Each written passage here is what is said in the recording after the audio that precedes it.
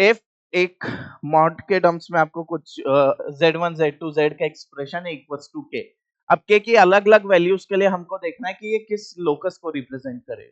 तो सबसे पहले मैंने क्या किया, z1 को डिवाइड कर दिया दोनों जगह, तो ऐसा बन जाएगा z minus z2 by z1 whole divide by z plus z2 by z1 equals to k।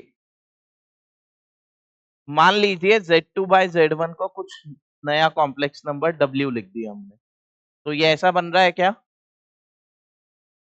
z minus w कोई फिक्स कॉम्प्लेक्स नंबर है divided by z plus w equals to k।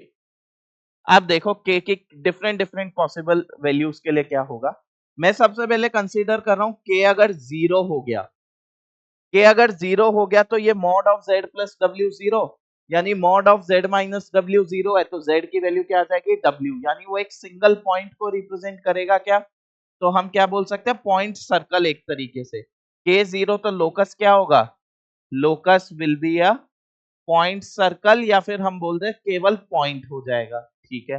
अगर k की value 1 हो गई तो कुछ ऐसा बनेगा, ये mod of z minus w equals to mod of z plus w, और ये हमने पढ़ा है mod of z minus z1 equals to mod of z minus z2। अगर ऐसा कुछ होता है तो वो परपेंडिकुलर बाइसेक्टर होता है z1 और z2 का, यानी ये इस केस में क्या होगा, लोकस एक स्ट्रेट लाइन।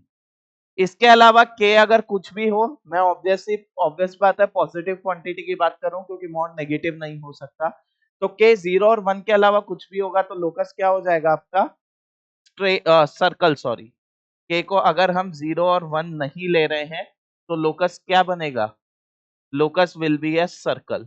अब इसके अकॉर्डिंग ऑप्शन देख लीजिए।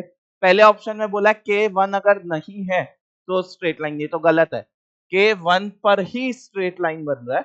दूसरा बोला k does not belong to 1 and 0 then z lies on a circle, बिल्कुल करेक्ट है, बी ऑप्शन करेक्ट है। सी में बोला गया k नॉन जीरो है तो पॉइंट को रिप्रेजेंट करेगा, नहीं, k जीरो होगा तो पॉइंट को रिप्रेजेंट करेगा, और k 1 होगा तो z lies on perpendicular bisector of line segment, ये भी करेक्ट है। k 1 पे w और माइनस w के अच्छा k नॉट इक्वल्स टू 1 बोला गया है यहाँ पे, यानी ये भी गलत है, तो बस only option B will be your answer.